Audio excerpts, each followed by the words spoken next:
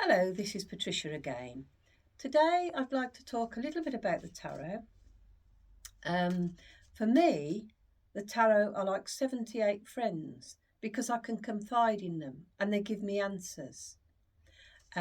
Yes, they will give me sometimes negative vibrations back, but then that's up to me to change what I'm seeing if I can.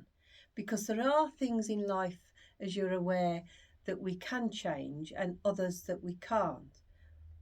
But when you're learning the tarot, you start to realize it just opens up a complete new pathway of life. It helps you recognize the things that you can change and the things that you can't. There are always people out there that are going to get obsessed and can't live without them and use them as a crutch as opposed as guidance. And they are not meant to be used as that crutch and to become obsessed with them and to be relying on their every word. They are there to help and be used as guidance and not as gospel. And anybody that you're actually going to start reading for, you must always kind of inform people that it should be used for entertainment purposes, but at the same time, as I say, almost like you're offering other people and yourself counselling. Now, the tarot can sometimes be a little bit biased, as the fact that you can see what you want to see in it. You will find everybody reads differently. There are very few people that come to learn to do the tarot that will read the same. And even people that have come where you've got a teacher and a pupil, the pupil may go on and read nothing like you and completely form their own pathway of reading. And that is perfect because that's what you want, because we are all individuals.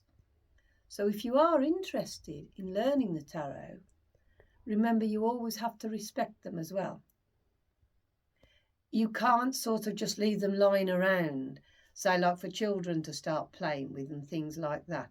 You have to respect them, because the more respect you give to your tarot cards, the more they will work with you.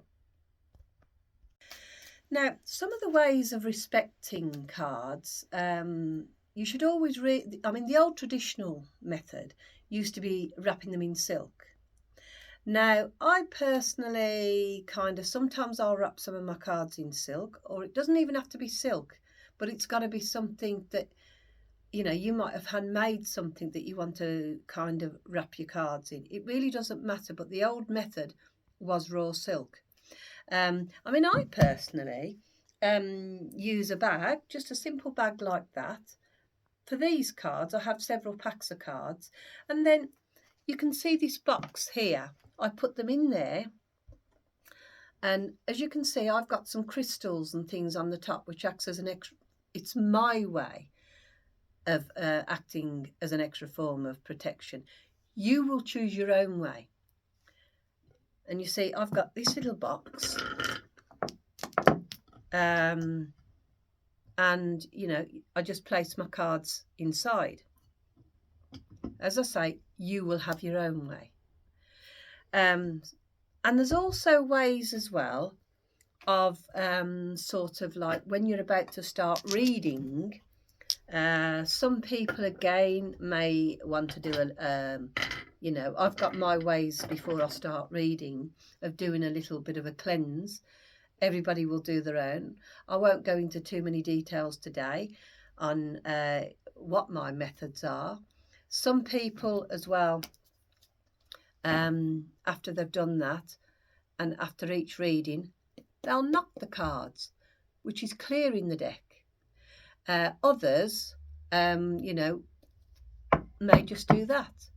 Everyone has their own way of kind of opening the deck, opening the energies, clearing the energies. The more you learn, the more you will find a pathway that actually suits you.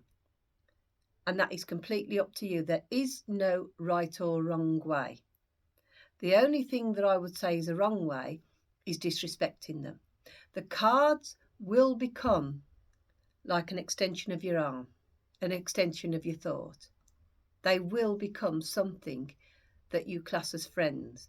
But as I said to you in the beginning, don't use them as a crutch, because otherwise you will start to attract negative energies.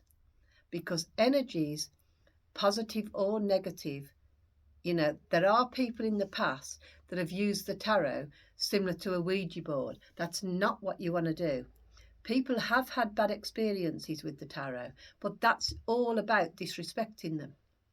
So long as you keep them cleansed, some people will cleanse them as well by wafting them over maybe a bit of an incense. Some people will put them out on the night of the full moon and kind of let the energies of the moon cleanse them. There are so many different ways of cleansing your tarot.